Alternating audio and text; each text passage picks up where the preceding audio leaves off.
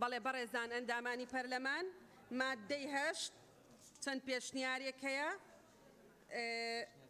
بەڵێ پێشنیاری یەکەم وەک خۆی لەگەڵ پێشنیاری دووەم لیژنەی هاوبەش پێشنیاری یەکەم وەک خۆی دەخەینە دەنگدان بەڕێز سەرۆکی پەرلەمان پێشنیاری یەکەم وەک خۆی دەخەینە دەنگدان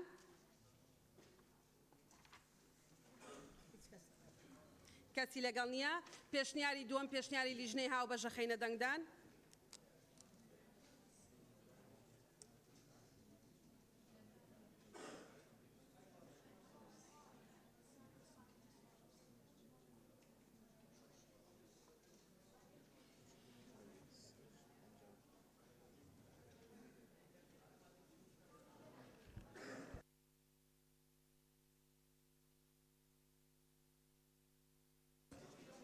پێشنیاری دووەم پێشنیاری لیژنەی هاوبەش بە 84 دەنگ پەسەند کرا مادەنۆ بەڵێ بەڕێز سەرۆکی پەرلەمان مادەی 9 بەڵێ هەڵوەشاندنەوەی خانەنشینی بە پلەی وەزیر و بریکاری وەزارەت و ڕاوێژکار و بەڕێوەبەری گشتی و هەر پلەیەکی تری تایبەت بۆ ئەو پێشمەرگانەی کە لە ڕیزی بزودنەوەی ڕزگاری خوازی کوردستان بوون پێش ڕێککەوتی 5/1991 و وەک ڕێزلێنانێک موچەی خانەنشینیان بەو پلانە پێدراوە لە بڕی ئەوە پێویستە لە دوای دڵنیابوون لە هەبوونی مەرج و پێداویستیەکان و وردبینیکردن و پاکردنەوەی لیستی ناوی ئەو پێشمەرگانە لە ناوی کەسانی ناشایستە ئیمتیازێکی دارایی شایستەیان بۆ دابین بکرێت لەبەر ڕۆشنایی یاسای ژمارە 33 ساڵی 2007 یاسای ڕێزلێنانی پێشمەرگە زێرەوانی هەرێمی کوردستان داش عێراق یان یاسای ژمارە 34 ساڵی 2007 یاسای خانەنشینی کەمەندەمانی پێشمەرگە زێرەوانی هەرێمی کوردستان داش عێراق یان یاسای ژمارە 38 ساڵی 2007 یاسای ڕاژە و خانەنشینی پێشمەرگە زێرەوانی هەرێمی کوردستان داش عێراق بە پێی تایبەتمەندی پێشنیاری یەکەم وەک خۆی پێشنیاری دووەم ئەمە زیاد بکرێ کە لەلایەن وەزارەتی پێشمەرگە و کۆمەڵی پێشمەرگە دێرینەکان و دەستگای ئەیلول دەستگای گوڵان وردبینیان بۆ بکرێ پێشنیاری سێم مادەی 9 ببێ بە دوو بڕگە و بەم شێوەیە بێ یەکەم هەڵوەشاندنەوەی خانەنشینی بە پلەی وەزیر بریکاری وەزارەت ڕاوێژکار بەڕێوەبەری گشتی و هەر پلەیەکی دیکە کە لەو پۆستانەدا نەبوون دووەم ئەو پێشمەرگانەی کە لە ڕیزی بزوتنەوەی ڕزگاری خواز بوون پێش ڕێککەوتی 5/1991 بە خاڵی یەکی ئەم مادەیە خانەنشین کراون لە بڕی ئەوە پێویستە لە دوای دڵنیابوون لە هەبوونی مەرج و پێداویستیەکان و وردبینیکردن و پاکردنەوەی لیستی ناوی ئەو پێشمەرگانە لە ناوی کەسانی ناشایستە ئیمتیازێکی دارایی شایستەیان بۆ دابین بکرێت لەبەر ڕۆشنایی یاسای ژمارە 33 ساڵی 2007 یاسای ڕێزلێنانی پێشمەرگە زێرەوانی هەرێمی کوردستان داش عێراق یان یاسای ژمارە 34 ساڵی 2007 یاسای خانەنشینی کەمەندەمانی پێشمەرگە زێرەوانی هەرێمی کوردستان داش عێراق یان یاسای ژمارە 38 ساڵی 2007 یاسای ڕاژە و خانەنشینی پێشمەرگە زێرەوانی هەرێمی کوردستان داش عێراق بە پێی تایبەتمەندی پێشنیاری چوارەم یەک هەڵوەشاندنەوەی بە پلەی وەزیر و بریکاری وەزارەتی و بریکاری وەزارەت و ڕاوێژکار و بەڕێوەبەری گشتی و هەر پلەیەکی دیکەی مەدەنی و سەربازی دوو ئەو کەسانەی پێشمەرگەی شۆڕەشگێڕی دێرینن 33 ساڵی 2007 یاسای ڕێزلێنانی پێشمەرگە زێرەوانی هەرێمی کوردستان داش عێراق یان یاسای ژمارە 34 ساڵی 2007 یاسای خانەنشینی کەمەندەمانی پێشمەرگە زێرەوانی هەرێمی کوردستان داش عێراق یان یاسای ژمارە 38 ساڵی 2007 یاسای ڕاژە و خانەنشینی پێشمەرگە زێرەوانی هەرێمی کوردستان داش عێراق بە پێی تایبەتمەندی ئیمتیازێکی داراییان بۆ ببڕێتەوە پێشنیاری پێنجەم لێژنەیەک پێک بهێنرێ بۆ جیاکردنەوەی ئەوانەی شۆڕەشگێڕانە و ئەوانەی بە ناشایستە ئەو پۆست و پلانەیان وەرگرتووە بەڵێ زۆر سپاس بەڕێزان سەبارەت بە مادەی 9 5 پێشنیار هەیە بەڕێزان سەبارەت بە مادەی 9 5 پێشنیار هەیە امتیازی دارایی کە باز دەکرێت بە گوێرەی قانونی 33 و 34 و 38 مەبەست لەوەیە لەناو ئەو یاسایانە بەچی هاتبێ بەوە وەریدەگرن قەلەقیەکەیە لەسەر ئیمتیازی دارایی چەند نووسینێکمان بۆ هاتووە. ئێستا پێشنیاری یەکەم وەک خۆی دەخەینە دەنگدان. دەرفەتت دەدەم بەسەر چ.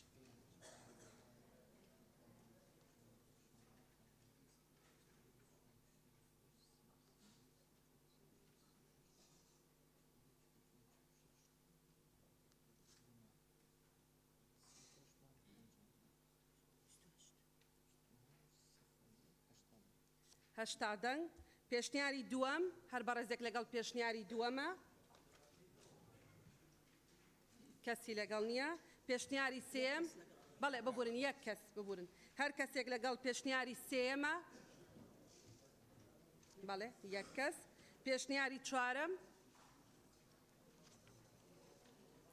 کەسی لەگەڵ نییە. پێشنیاری پێنجەم. کەسی لەگەڵ نییە. وەک خۆی بە هەشتا دەنگ پەسەند کرا. مادەی دە. بەڵێ فەرموو. ناوی یزدان مەزن بەڕێز سەرۆکە پەرلەمانی مادەی دە. کاکسۆران قسەیت هەیە. فەرموو کاکسۆران. بەڕێز سەرۆکی پەرلەمان بە پێی مادەی هەژدە لە پەیڕەوی ناوخۆ بڕگەی چوارەم بەرزەفتکردنی گفتوگۆکان و پارێزگاریکردن لە ڕێکاریەکان و پارێزگاریکردن لە شکۆی پەرلەمان لە ئەرک و دەسەڵاتی بەڕێستانە ئەو چەپڵە لێدانەی لە پاش تێپەڕاندنی مادەی پێشوو ڕۆژ پەیوەندی بە خوێندنەوەکەی کاکجەلالەوە هەبوو نەک بە پەیوەندی بە تێپەڕبوونی مادەکەوە هەبوو. هیوادارم ئەو ئەرک و دەسەڵاتەی خۆت لە بەرزەفتکردنی گفتوگۆ و پاراستنی شکۆی پەرلەمان جێبەجێ بکەی. زۆر سوپاس. بەڵێ جارێکی تر بە هیچ شێوەیەک چەپڵە لێ نادرێ. بۆ دەنگی بەرزی کاکجەلال ئەو چەپڵەیە لێدراوە. جارێکی تر چەپڵە بۆ ئەو جۆرە بابەتانە دووبارە نابێتەوە. دروستە نقطەی ڕێەکە. خاڵی دا مادەی دا ببورن. فەرموو کاک چییە؟ بەڕێز سەرۆکە پەرلەمانی مادەی دە. ڕاستکردنەوەی موچەی خانەنشینی سەرجەم ئەو کەسانەی کە بە شێوەیەکی نایاسایی یان بە پلەی بەرزتر لە پلەی شایستی خۆیان خانەنشین کراون یان لەسەر بنەمای ئەژمارکردنی نایاسایی ساڵانی خزمەتی وەزیفی خانەنشین کراون. ڕاستکردنەوەی موچی خانەنشینان بەو موچەی بە پێی یاسا کارپێکراوان شایستی دەبن وەک لەم یاسایدا ئاماژیان پێکراوە. بۆ ئەو مادە دوو پێشنیار هەیە. پێشنیاری یەکەم وەک خۆی. پێشنیاری دوام ڕای لژنەی هاوبەش هەڵوەشاندنەوەی موچەی خانەنشینی سەرجەم ئەو کەسانەی کە بە شێوەیەکی نایاسایی خانەنشین کراون و ڕاستکردنەوەی موچەی خانەنشینی سەرجەم ئەو کەسانەی کە بە پلەی بەرزتر لە پلەی شایستی خۆیان خانەنشین کراون یان لەسەر بنەمای ئەژمارکردنی نایاسایی ساڵانی خزمەتی وەزیفی خانەنشین کراون. ڕاستکردنەوەی موچەی خانەنشینان بەو موچەیەی بە پێی یاسا کارپێکراوەکان شایستە دەبن وەک لەم یاسایدا ئاماژیان پێکراوە. سوپاس. بەڵێ زۆر سوپاس. مادەی دە دوو پێشنیار هەیە. پێشنیاری یەکەم وەک خۆی هەر ئەندامێکی بەڕێزی پەرلەمانی لەگەڵە. بەڕێز سەرۆکی لە دەنگدانین ئێمە هەر ئەندامێکی بەڕێزی پەرلەمان لەگەڵ پێشنیاری یەکەمە. یەک کەس. پێشنیاری دووەم ڕای لیژنەی هاوبەش هەر ئەندامێکی بەڕێزی پەرلەمانی لەگەڵە با فەرمێ دەنگدا.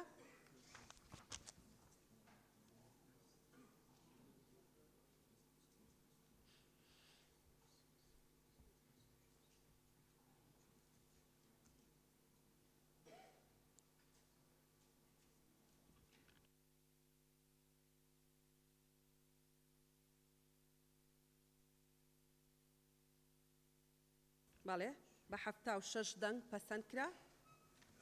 حکومەکانی کۆتایی مادەی 11 فەرموون. بەڵێ بەڕێز سەرۆکی پەرلەمان بەشی هەشتەم حکومەکانی کۆتایی مادەی 11 یەکەم دەبێت وەزیری پەیوەندیدار و سەرۆکی پەیوەندیداری لانی نەبەسرا و بە وەزارەت و فەرمانبەری تایبەتمەند حکومەکانی ئەم یاسایە جێبەجێ بکەن. دووەم دیوانی چاودێری دارایی هەرێمی کورسان پابەندە بە پشکنین و وردبینیکردن و بەدواداچوونی جێبەجێکردنی ئەحکامەکانی ئەم یاسایە و یاسا پەیوەنددارەکانی تر ئامادەکردنی راپۆرت لەبەر ڕۆژنایی یاسای دیوانی چاودێری دارایی هەرێمی کورسان داش عێراق ژمارە 2 ساڵی 2008. سێم دەستەی دەستپاکی و داواکاری گشتی لە هەرێمی کورسان داش عێراق بە پێ تایبەتمەندی پابەندن بە وەرگرتنی ڕێکاری پێویست یاسایی پێویست بۆ جێبەجێکردنی ئەحکامەکانی ئەم یاسایە. پێشنیارەکانی مادە 11 پێشنیاری یەکەم وەکو خۆی پێشنیاری دووەم ڕای لژنەی هاوبەش یەکەم دەبێت دەستهەڵاتی جێبەجێکردن و لانە پەیوەنددارەکان حکومەکانی ئەم یاسایە جێبەجێ بکەن دووەم وەک خۆی سێەم دەستەی دەستپاکی و داواکاری گشتی لە هەرێمی کوردستان داش عێراق بەپێ تایبەتمەندی پابندن بە وەرگرتنی ڕێکاری یاسایی پێویست بەرامبەر هەر کارمەند و بەرپرسێک کە بەربەست و ئاستەنگ بۆ جێبەجێکردنی حکومەکانی ئەم یاسایە. بەڵێ زۆر سپاس. مادەی 11 پێشنیارەکانە خەینە دەنگدان. پێشنیاری یەکەم وەک خۆی بەڵێ غەڵەتی ئیملایی لەکوێیە؟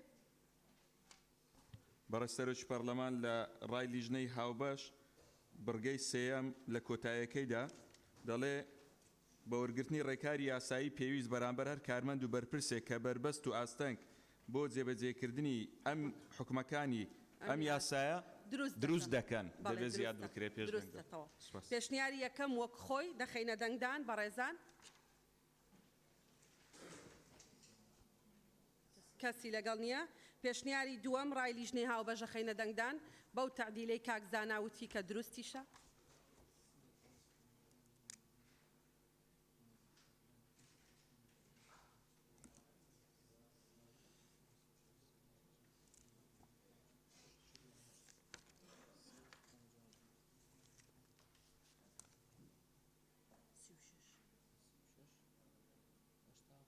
بەدەنگی 88 پەرلەمانتار پەسەند کرا.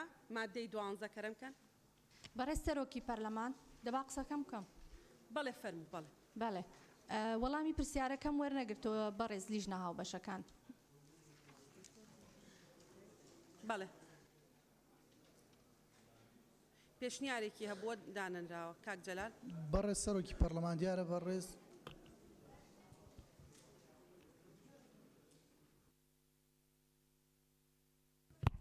بەڕێستەرۆکی پەرلەمان بەڕێز دکتۆرە شایەن پێشنیارێکی هەبوو سێ پشتیوانیشی هەبوو دەبوو تەزبیت کرێ بەڵام لەبەرەوەی لە لیژنە هاوبەشەکان چۆن بڵێ ڕایەکمان گەڵاڵە کرد ئەوەی کە ئەو ئەیویست لە ڕای لیژنە هاوبەشەکە تەزبیت بووە ینی مەبدەەکەی جێگیر بۆیە پێویستی ناکرد جارێکی تر دووبارێکین. بەردەوام بن کاکە ویدار. مادە 12 بەڕێستەرۆکی پەرلەمان مادەی 12 یەکەم دامەزراندن لە هەر وەزیفەیەکی پلە باڵا بەڕێوبەری گشتی و ڕاوێژکار و سەروتر لە هەرسی سەرۆکاتیەکە و وەزارەتەکان و لانی نەبەسرا و بە وەزارەت ڕادەگیرێت مەگەر تەنها لەو کاتەی پلەی چۆڵ هەبێت. دووەم خانەنشینکردنی فەرمانبەر بە پلەی بەڕێوبەری گشتی و سەروتر کە پێکهاتەی ئیداری لە ئاستی بەڕێوبەراتی گشتی و سەروتر بەڕێوە نابات بە پێی ئەحکامەکانی هەردوو مادەی 7 و 8 ئەم یاسایە دەبێت یان دەگوازرێتەوە بۆ شوێنێکی تر لە کاتی هەبوونی شوێنی وەزیفی بەتاڵ کە لەگەڵ ناونیشانی وەزیفی شایستەی خۆی دەگونجێت بەڕازیبوونی ئەو شوێنەی بووی دەگوازرێتەوە. سێم حکومەکانی بڕگەی دووەمی ئەم مادەیە سەرروکی یەکەی ئیداریەکانیش پارێزگار قایمقام بەڕێوبەری ناحیە دەگرێتەوە کە هیچ یەکەیەکی ئیداری بەڕێوە نابن. چوارەم مەرجەکانی دامەزراندن بە پلەی بەڕێوبەری گشتی و بەرەوژۆر جگە لە مەرجەکانی فەرمانبەراتی وەزیفەی گشتی بە پەیڕەوێک دەست نیشان دەکرێت کە لەلایەن ئەنجومەنی وەزیرانەوە دەردەچێت کە تێیدا ڕەچاوی بڕوانامە و پسپۆری و ساڵانی خزمەت و شارەزایی و لێهاتووی بکرێت.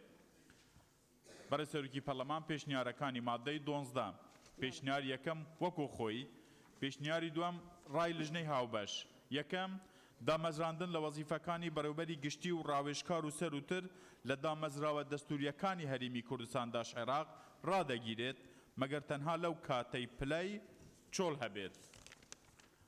دووەم خانەنشینکردنی فەرمانبەر بە پلەی بەڕێوبەری گشتی و سەروتر کە پێکهاتەی ئیداری لە ئاستی بەڕێوبەراتی گشتی و سەروتر بەڕێوە نابات بەپێ حکومەکانی بڕگەی هەشتەم لە مادەی 7 ئەم یاسایە دەبێت یان دەگوازرێتەوە بۆ شوێنێکی تر لە کاتی هەبوونی شوێنی وەزیفی بەتاڵ کە لەگەڵ ناونیشانی وەزیفی شایستەی خۆی دەگونجێت.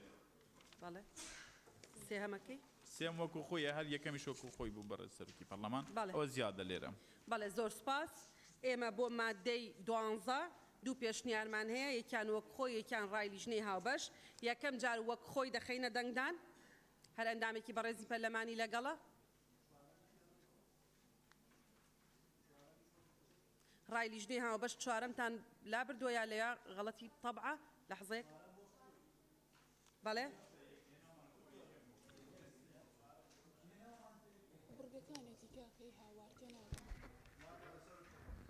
بەڵێ بەڕێزان باس لە مەرجەکانی دامەزاندن بە پلەی بەڕێوەبەری گشتی و بەرەو ژوورەکە کە ئەنجومەنی وەزیران پەیڕەوێک بە مەرجەکانی دەرەکا لاتان داوایان هەڵەی تەبعە تایەتی لیژنە هاوبەشەکان دەتانەوێت بمێنێتەوە ئەو سیغەی ئێستا داتان ناو ئەو بڕگەیە نامێنێتەوە بەڕێزان لەحزەیەک ڕۆژەخە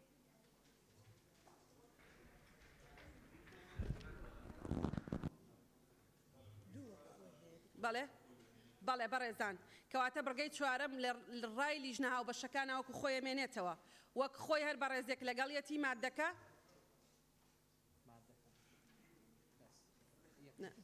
کاک سۆران کاک دابان دوو سێ کەس پێشنیاری لیژنەی هاوبەش هەر بەڕێزێک لەگەڵیەتی بە چوارەمەوە بێگومان بە چوارەمەوە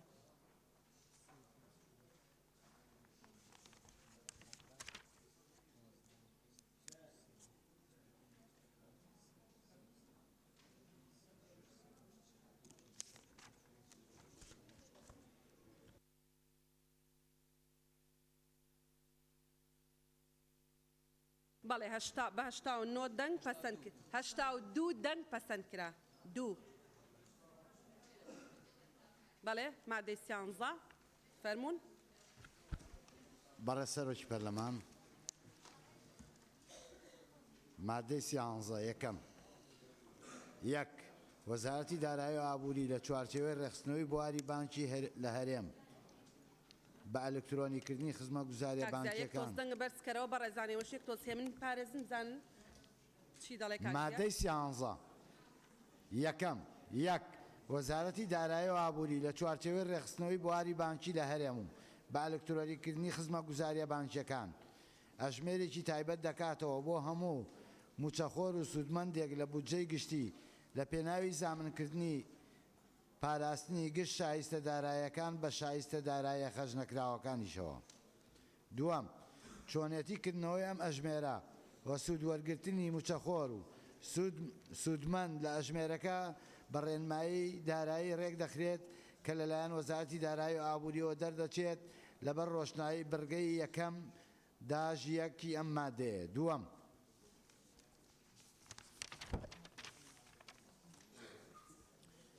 لەبەر ڕۆشنایی ئەو بڕەپارەی کە بە فیعلی لە خەرجیەکان دەگەڕێتەوە لە دەرەنجامی جێبەجێکردنی ئەم یاسایە دەبێت ئەنجومەنی وەزیران ئەو لەوێت بدا بە پێداچوونەوە بە کەمترین موچەی خانشینی لە هەرێم بە ئاراستەی زیادکردن و بەڕەچاوکردنی بژێوی و گوزەرانی ئەو کەسانێک کە کەمترین موچەی خانشینی وەردەگرن. پێشنیاری یەکەم وەک خۆی. پێشنیاری دووەم ڕای لیژنا بەم شێوەیە.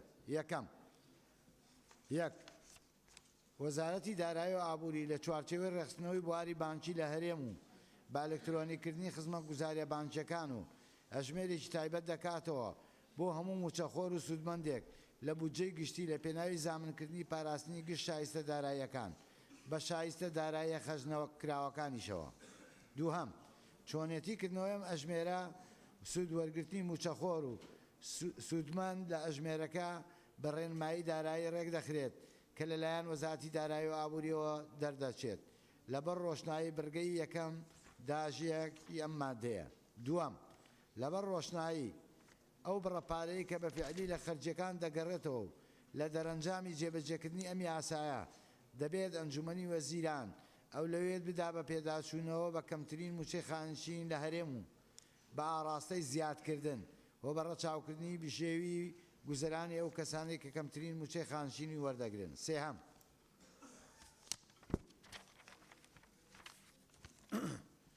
پێویستە لەسەر وەزارەتی دارایی و ئابووری حکوومەتی هەرێمی کوردستان داژێرا ڕێکاری یاسایی پێویست بۆ وەرگرتنەوەی قەرزە بازرگانیەکان بگرێتە بەر و پێداچوونەوە بەو مڵک و ماڵانەدا بکرێ وەکو گەرانتی بۆ دانەوەی ئەم قەرزانە دانراون. پێشنیاری سێم وەک خۆی بەڵام بڕگەی یەکەم خاڵی دووەمی حکوومەت لە ماوەی 6 مانگ تێپەڕ نەکات لە دوای بەرکاربوونی ئەم یاسایە ژمێری بانکی دروستکات. پێشنیاری چوارەم ئەو ئەژمێرە بانکیەی کە وەزارەتی دارایی و ئابووری دەیکاتەوە بۆ پێدانەوەی شایستە داراییەکانی موچەخۆران لە ماوەی 3 قۆناغ بدرێت. زۆر سپاس. بەڵێ بەڕێزان ئەندامانی پەرلەمان سەبارەت بە مادەی 13 چوار پێشنیار هەیە. پێشنیاری یەکەم وەک خۆی دەخەینە دەنگدان. بەڵێ بەسەر چاو. پێشنیاری یەکەم وەک خۆی دەخەینە دەنگدان هەر ئەندامێکی بەڕێزی پەرلەمانی لەگەڵە. بەڵێ پێش خستنە دەنگدان نقطە نیزامی وەردەگیرێ. هەمومان نوێنەری خەڵکین. بەڵێ بەڵێ بەڵێ وەک خۆی دەخەینە دەنگدان دواتر دەرفەتتان دەدەین.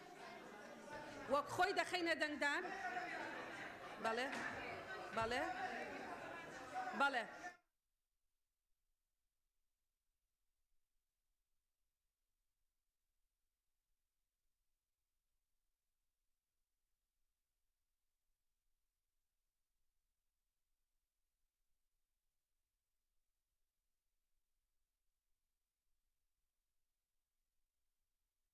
هەموو فراکسیۆنەکان بەبێ جیاوازی داوا کراوە کەمترین ڕێژەی خانەنشینی کە حکوومەت لێرە چەسپاندوێتی لە مەردوداتی ئەم جێبەجێکردنی یاسایە بەرزی ئەکاتەوە. واتە حکوومەت ئیستیعدادی ئەوەی هەیە مەردوداتی ئەمە سەرف کاتەوە بۆ کەمترین موچەی خانەنشینی. زیاتر لە 25 پەرلەمانتار پێشنیاری کردووە لە نێوانی هەموو پێشنیارەکانە 400,000 کەمترین موچەی خانەنشینی بێ و پاشەکەوتەکەش ڕێکاری دانەوەی دیار بێت تەنها حساب بانقی نەبێ. بۆ ئەمە داخڵ نەکراوە کە حکوومەت نەیوتوە بارگرانیە و توێتی بەرزی ئەەکەمەوە ئێمەش داواکەین 400,000 بێ. ئەمە بۆ داخڵ نەکراوە. درستە. فەرموون لیژنەی یاسایی. بەڕێز سەرۆکی پەرلەمان لە کاتی نووسینەوەی ئەم دەقە قانونیە کە لەگەڵ حکومەت ڕێککەوتین لیژنەی دارایی بەڕێز کاک سوڵانیش لەگەڵمان بۆ ئەندامی لیژنە بووین. پێشەوەی لەگەڵ سەرۆکی حکومەت و ستافی حکومەتدا بنیشین ڕێککەوتنی هاوبەش هەبوو ئەو داواکاریانە کە پێشکەش دەکەین لەوانە کەمترین موچە بگرێت بە 300,000. سێ خاڵمان هەبوون هەر سێ خاڵەکە پێکەوە هەموو بە کوی ئەندامانی لیژنەی دارایی چوینە لەگەڵ حکومەت دانیشتین بەڕێز سەرۆکی حکومەت بەڕێز جێگیری سەرۆکی حکومەت بەڕێز ستافی حکومەت ئەوانەی کە پەیوەندیدارن بە نووسینەوەی ئەم راپۆرتە پێکەوە داواکاریەکەمان پێشکەش کرد و لەسەر ئەو دەقەڕی کەوتن. دواتر ستافی حکومەت هاتە پەرلەمانی کوردستان لە لیژنەی پرۆتۆکۆل ینی لە هۆڵی پرۆتۆکۆل لەگەڵیان دانیشتنەوە گەیشتنە ئەو سیغای کوتایی ئەمە ڕێککەوتنی لیژنەی داراییە بەناوی هەموو پەرلەمانی کوردستان لەگەڵ حکومەت کراوە و هەموو ئەندامانی بەڕێزی پەرلەمانی کوردستان هەموو ئەندامان بەدەستەی سەرۆکاتیەوە لە من باشتر و لە هەموو برادرانە باشتر دەزانن کە هەر بابەتێکی پارەی لەگەڵ بێت تەبیعاتی مالی حکومەت بڵێ ناتوانم جێبەجێکەم بۆ پەرلەمانی کوردستان بە باشمان نەزانی قانونێک دەربچێت حکومەت جێبەجێ نەکاتن. ڕێز و احترام. بەڵێ مامۆستا عەبدولستار. بەڕێز سەرۆکی پەرلەمان هەر بە پێی مادەی 91 بڕگەی 3 من پێمە بەڕاستی لە کۆی ئەم پرۆژەیەدا پارەیەکی باش بۆ خەزانەی حکومەت هەرێمی کوردستان دەگەڕێتەوە. و من پێم وایە داهات هەرێمی کوردستان بە پێی بەڕێز سەرۆکی حکومەت کە باسی کردووە باش زیادی کردووە. بەشە بودجە لە عێراقەوە دێت تەبان. ئێمە داوامان کردەوە کاتی خۆش باسمان کرد ینی ژمارەیەکی زۆر لە پەرلەمانتاران هەم بۆ قەزەی پاشەکەوتی موچەکە کە زۆر بەڕوونی بەڕاشکایی بگوترێ حکومەت گرنتی دانەوەی دەکا بە قۆناغیش بێ زۆر ئاساییە و کەسی نێگوتە دەبێت بەیانی پاشەکەوتی موچەکەم بدەنەوە.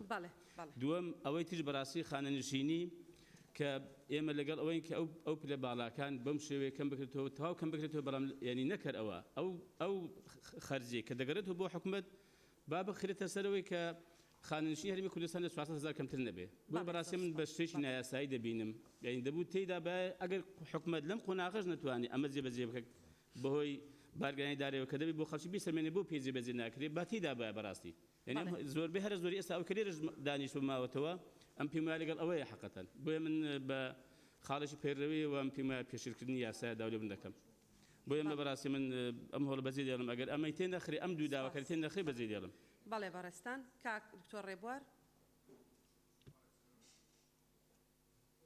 بەڕێز سەرۆکی پەرلەمان هەر لە دەستپێکی پەسەندکردنی ئەم یاسا و دەنگدان لەسەری لە ڕاستیدا پێشێلکێریەکی زۆر ڕوون و واضح بوو بۆ پەیڕەوی ناوخۆی پەرلەمان لە مادە نۆهات هەردوو بڕگەی دووەم و سێم سەبارەت بە بڕگەی سێم ئاماژە بەوەکە لە کاتی پەسەندکردنی پرۆژە یاساکان دەرگا بۆ هیچ گفتوگۆیەک ناکرێتەوە هیچ گفتوگۆیەک وەرناگری بڕگە دووەم ئاماژە بەوەکە ئەگەر هەر پێشنیارێک پێشتر هەبوو بێ لەلایەن چەند پەرلەمانتارێکەوە کە پەسەندیشکرابێ لە ماوەی خوێندنەوەی دووەم و خوێندنەوەی سێم ئەو پەرلەمانتارە بەڕێزە ئەتوانێت سەردانی سکرتێر بکەیان لەژنە تایبەتمەندەکان بزانین کە ئایا پێشنیارەکەی جێگیر کراوێنە خاڵێکی تر دەمێ ئاماژەی پێ بکەم بەڕێز وەزیری دارایی لە خوێندنەوەی دووەما لێرە ئامادە بوو ئەو بەڕێزانە پرسیاریان کرد لەبارەوەی کە ئایا حکوومەت ئەتوانێت ئەم تەبیعاتانە هەڵگرێ بە زیادکردنی ئەو موچەیە وەزیری دارایی وتی نەخێر لە تواناماندانیە کە ئەمە بکەین سپاس بەڵێ کاکاوڕێ فەرموو بەڕێز سەرۆکی پەرلەمان بە ناوی خوای گەورە و میهرەبان بەپێی لە پەیڕەوی ناوخۆ مادەی 91 بڕگەسێ داخلە بم ڕاستی مادەی 11 پێشتر مادەی 15 بوو ئێمە کۆمەڵە پێشنیارمان کردووە زۆر لە پەرلەمانتاران پشتیوانیان کرد پشتگیریان کرد بە هەمیشەیکردنی گرێبەستەکان لەو داهاتەی کە گەڕێتەوە بۆ خەزیێنەی حکوومەت ئەو پێشنیارە کرا و پشتگیری شێوە بەڵام بەداخەوە ئێستا نەماوە وەگەڕانەوەی ئەو پاشەکەوتی موچە بە هەمان شێوە لەگەڵ ئەوەی کە کەمترین خانەنشینی فەرمانبەران 400,000 کەمتر نەبێ داوای ڕوونکردنەوە لە لیژنەی یاسایەکەم بەڵێ سەرۆکی لیژنەی یاسایی قسەی خۆتان بکەن دوایەوە دەیخینە دەنگدان بەڵێ فەرموو کاک زیاد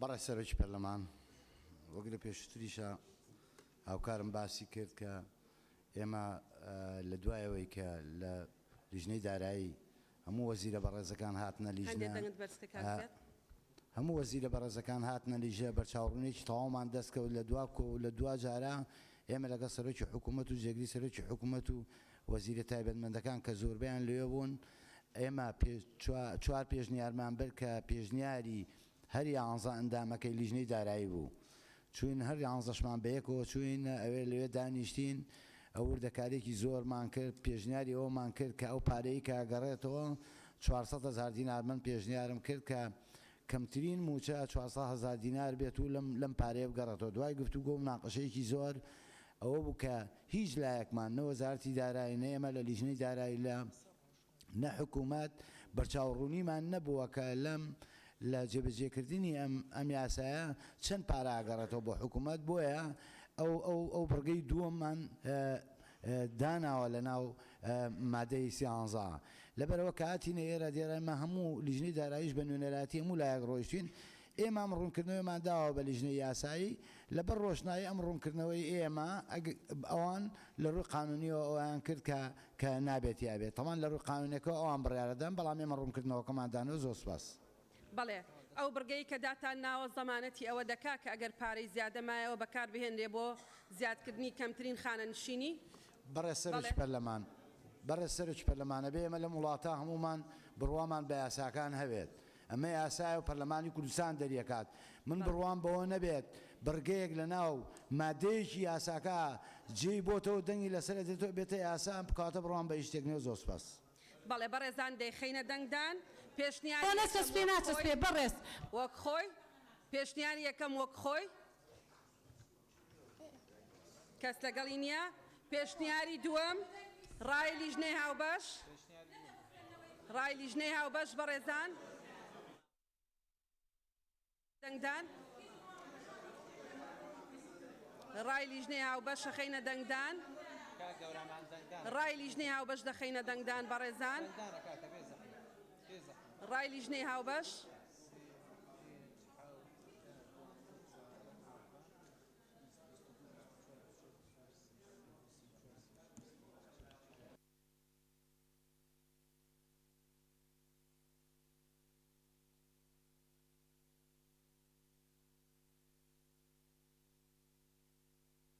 بەدەنگی 76 ئەندامی پەرلەمان پێشنیاری دووەم پێشنیاری سێهەم کێی لەگەڵە کەسی لەگەڵ نییە پێشنیاری چوارەم کێی لەگەڵە کەسی لەگەڵ نییە بەڕێزان مادەکە بەدەنگی 76 ئەندامی پەرلەمان بە پێشنیارەکەی لیژنەی هاوبەش پەسەند کرا مادەی 14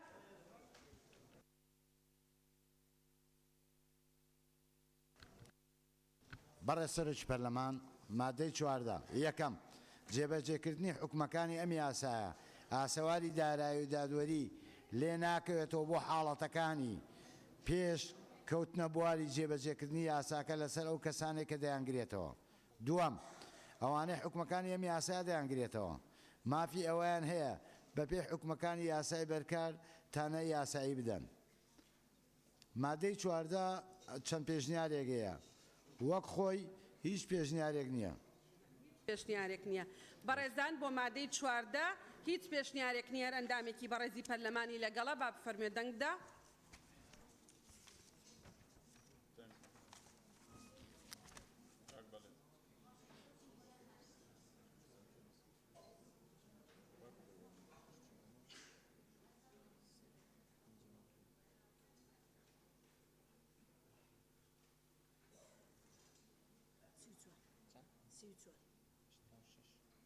بەڵێ بە دەنگی 86 پەرلەمانتار پەسەند کرا. مادەی دوای ئەوە مادەی 15 نابێت هیچ کەسێک خانەشین بکرێیان هەر امتیازێکی دیکەی دارایی لەژێر هیچ پاسا و ناونیشانێکدا پێ بدرێت ئەگەر پێشتر بە شایستەبوونی یاسایی لە تۆمارەکانی داتاپەیسی سیستەمی بایۆمەتری پەیڕەوکراو لەلایەن حکوومەتی هەرێمی کوردستان تۆمەر نەکرابێت هۆبەرایی نەبێت. موچەی خانشینی بۆ میراتگرانی یاسایی مستحق خەرج ناکرێت تاوەکو تۆمار نەکرێت لە داتاپەیسی سیستەمی بایۆمەتری. مادەی 15 وەک خۆی و هیچ پێشنیارێک نییە. بەڕێزان وەک خۆی مادەی 15 دەخینە دەنگدان هەر بەڕێزێکی لەگەڵە.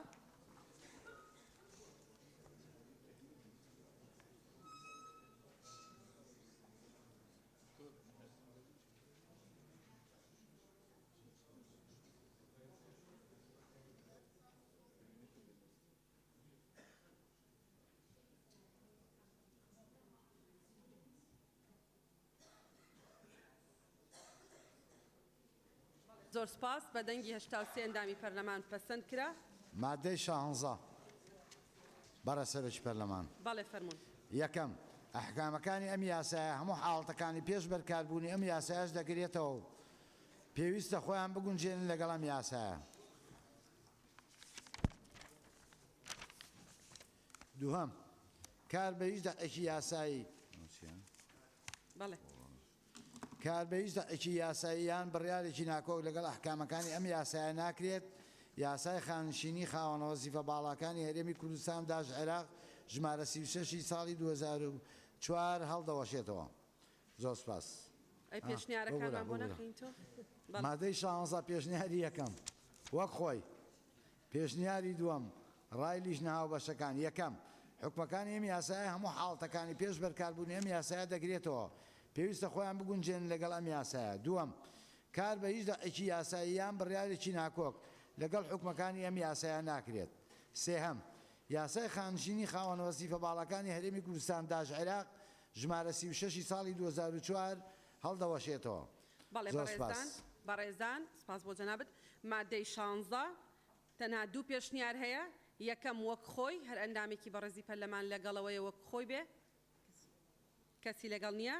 دووەم ڕای لیژنەی هاوبەش.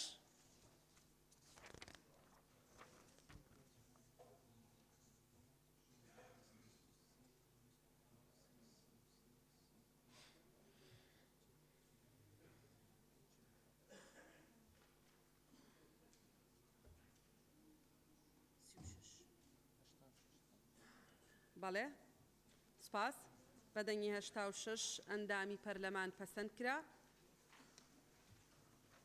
مادەی 17 بەڕێز سەرۆکە پەرلەمانی مادەی 17 پێویستە لەسەر ئەنجومەنی وەزیران پەیڕەو دەرب بکات بۆ ئاسانکاری جێبەجێکردنی حکومەکانی ئەم یاسایە لە ماوەیەک کە لە 6 ڕۆژ تێپەر نەکات لە ڕۆژی دەرچواندنی ئەم یاسایە.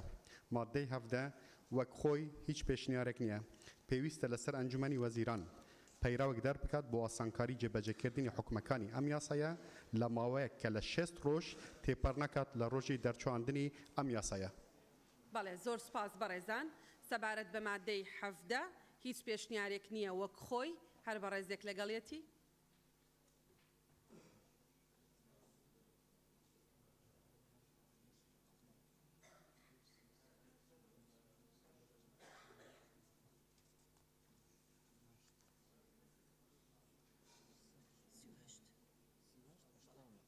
بەڵێ زۆر سپاس بە دەنگی 89 ئەندامی پەرلەمان پەسەند کرا مادەی دوای ئەوە فەرمونون مادەی 18 پێویستە ئەنجومەنی وەزیران و لایەنە پەیوەندیدارەکان حکومەکانی ئەم یاسایە جێبەجێ بکەن مادەی 18 وەک خۆی هیچ پێشنیارێکی نییە پێویستە ئەنجومەنی وەزیران لایەنە پەیوەندیدارەکان حکومەکانی ئەم یاسایە جێبەجێ بکەن بەڵێ زۆر سپاس بەڕێزان مادەی 18 وەک خۆی هیچ پێشنیارێک نییە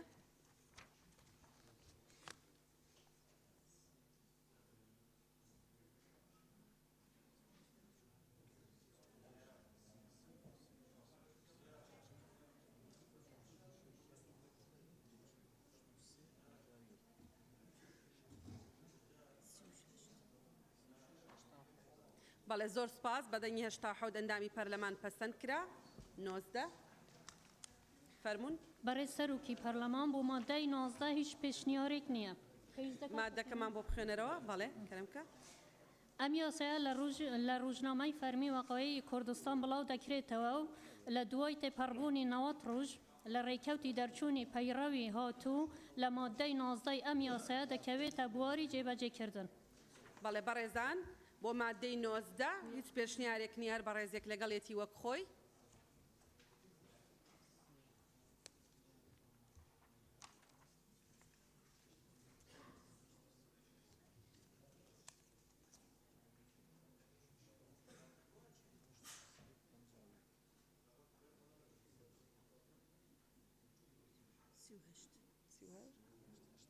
زۆر سپاس بە دەنگی 89 ئەندامی پەرلەمان پەسەند کرا هۆیەکانی دەرچواندن بەڕێزان بەڕێز سەرۆکی پەرلەمان هۆیەکانی دەرچواندن لە پێناوی ڕێخستنەوەی بواری وەزیفەی گشتی و خانەنشینی لە سەرجەم بوارەکانی شارستانی و پێشمەرگایەتی و هێزەکانی ئاسایشی ناوخۆ هەروەها تەرخانکراوەکانی چاودێری کۆمەڵایەتی و بەرپاکردنی دادوەری و یەکسانی لە خەرجکردنی موچە و دەرماڵە و بەخشین و ئیمتیازاتە داراییە گشتیەکان و ڕێگرتن لە سوودوەرگرتنی ناڕەوا و نایاسایی لە تەرخانکراوەکانی بودجەی گشتی و لە پێناوی زامنکردنی موچە خۆر و خانەنشین و سوودمەندی چاودێری کۆمەڵایەتی شایستە ئەم یاسایە دەرچوێنرا هۆیەکانی دەرچواندن لە پێناوی ڕێخستنەوەی بواری وەزیفەی گشتی و خانەنشینی لە سەرجەم بوارەکانی شارستانی و پێشمەرگایەتی و هێزەکانی ئاسایشی ناوخۆوە هەروەها تەرخانکراوەکانی چاودێری کۆمەڵایەتی و بەرپاکردنی دادوەری و یەکسانی لە خەرجکردنی موچە و دەرماڵە و بەخشین و ئیمتیازاتە داراییە گشتیەکان و ڕێگرتن لە سوودوەرگرتنی ناڕەوا و نایاسایی لە تەرخانکراوەکانی بودجەی گشتی ئەم یاسایە دەرچوێنرا بەڵێ بەڕێزان ئێمە وەک خۆیمان هەیە لەگەڵ ڕای لیژنەی هاوبەش یەکەم جار وەک خۆی دەخەینە دەنگدان هەر ئەندامێکی بەڕێزی پەرلەمانی لەگەڵە بەڵێ کەسی لەگەڵ نییە هۆیەکانی دەرچواندن وەک خۆی کە لیژنەی هاوبەش دایان ڕشتوتەوە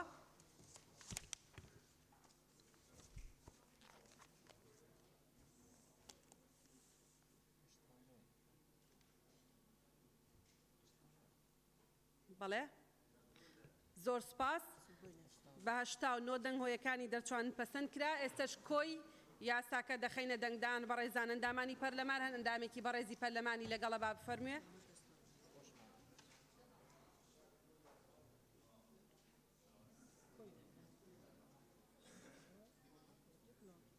بەڵێ زۆر سپاس بەڕێزان ئەندامانی پەرلەمانی کوردستان ئەم پرۆژە یاسایە بە کۆی دەنگی ئەندامانی پەرلەمانی ئامادەبووی ئەم هۆڵە پەسەند کرا پیرۆزبایی لە 89 کەسا پیرۆزبایی لە خۆمان و لەگەلی کوردستانەکەین ئێستاش بەم شێوەیە دانیشتنەکەمان هەڵەگرین زۆر سپاس